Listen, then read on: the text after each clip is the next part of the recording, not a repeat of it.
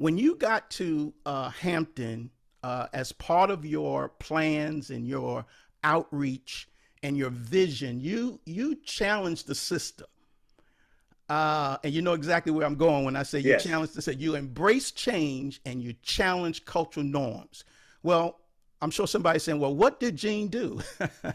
Well, Gene went down to an HBCU, which is an all black college, and he had a vision of moving Hampton University out of a historical black athletic conference, which was the Mid-Eastern Athletic Conference, and you took them to the Big South Conference.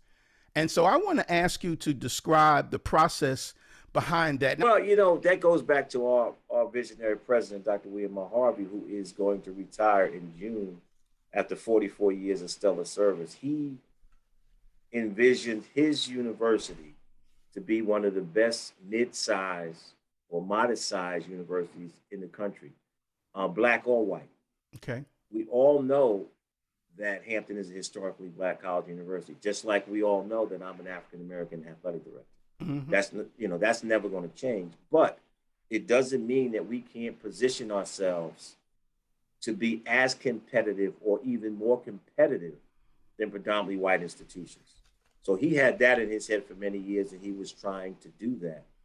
And I think where he and I met is that I had experience at predominantly white institutions. So I understood it. And I understood the challenges that African Americans face because I live it every day. Mm-hmm.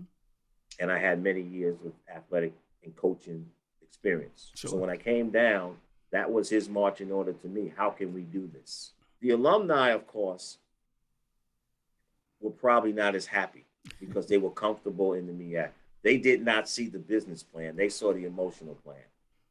And a lot of times it's hard to get them to put on their business hat when it comes to their alma mater because there's an emotional tie, an emotional pull.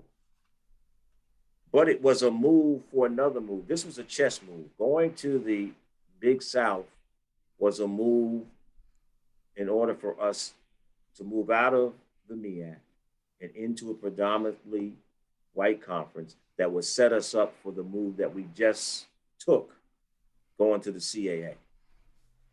So we caught a lot of flack for that. And me being the point person for athletics, I caught a lot of flack. Sure. It comes with the job.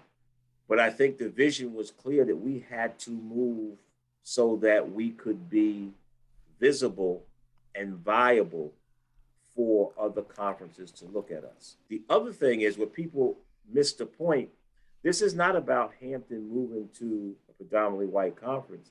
It's about HBCU institutions having their choice. Gotcha. Having their own choice to dictate their own future and create their own narrative. For many years, we didn't have a choice. We weren't given a choice. Right. For 30 some odd years, we weren't accepted as a member to be a member of the CAA. Right. Well, effective July 1, 2022, we will be a member of the CAA.